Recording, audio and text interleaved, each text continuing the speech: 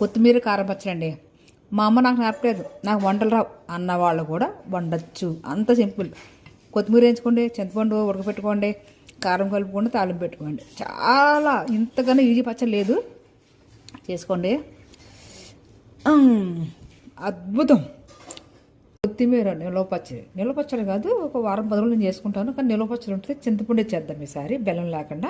ఉండాలంటే శుభ్రంగా ఆరిపోవాలి. ఒక నెల రోజులంటే కొంచెం తడారితే సరిపోతుంది. ఇది ఆరబెట్టండి బాగా. ఇది గుంటూరు కారం, ఇది ఇచ్చారైనా, ఇది వాడదాం. శశిధర్గా పంపించే చింతపండు, ఈ కారం 2 వాడదాం. చింతపండు ఉడకబెట్టాలి. వేరే ఆరిపోయింది, వేయిస్తున్నాను. శుభ్రంగా ఆరిపోయింది. మెంతులు రెడీ చేసుకున్నాం.